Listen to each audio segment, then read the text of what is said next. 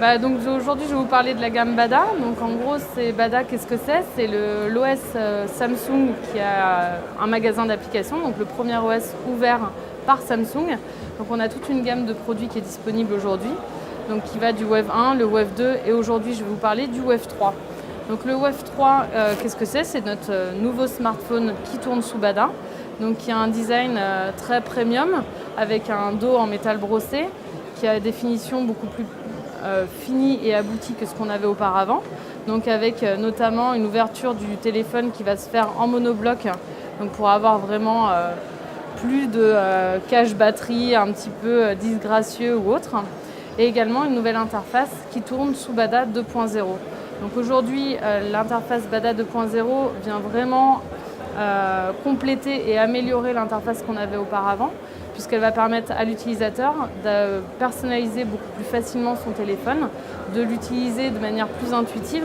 Et on a cherché vraiment à développer une interface qui va aider l'utilisateur dans son quotidien.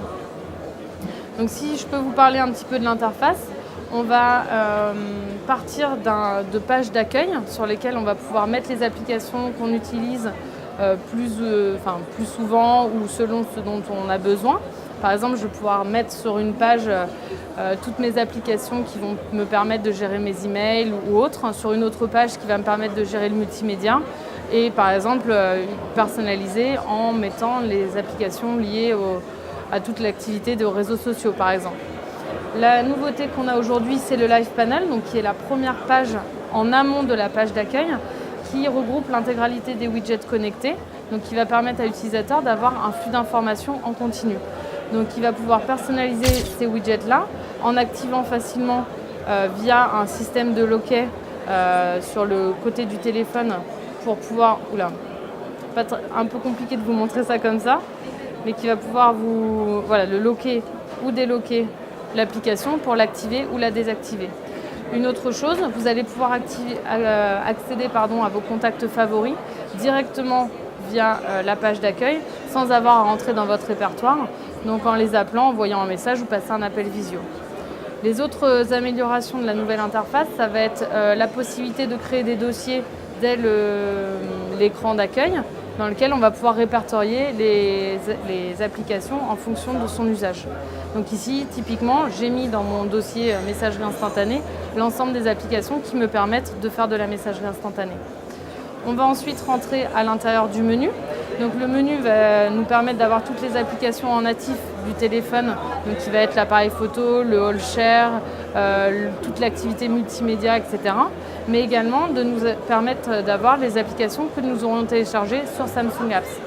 Samsung Apps, aujourd'hui, c'est le magasin d'applications propre à Samsung, donc qui vont proposer tout un panel d'applications spécifiquement développées pour Samsung et par Samsung également, et qui vont permettre à l'utilisateur de continuer à personnaliser son téléphone.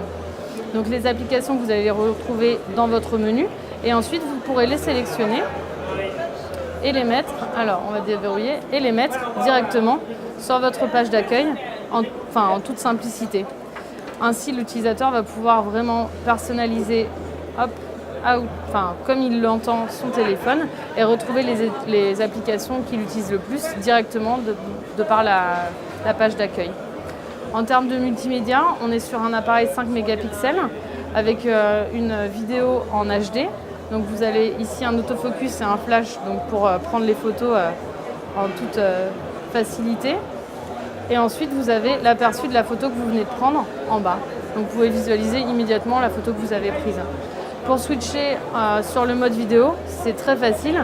Le bouton est ici, vous switchez et vous pouvez filmer ce que vous voulez en HD. Et même principe, vous retrouvez la vidéo tout de suite en bas de votre écran pour avoir l'aperçu immédiatement. Vous avez également à disposition une nouvelle interface en termes de galerie et de navigation multimédia qui va vous permettre de retrouver l'intégralité de vos contenus multimédia directement par thème à l'intérieur de votre galerie tout simplement.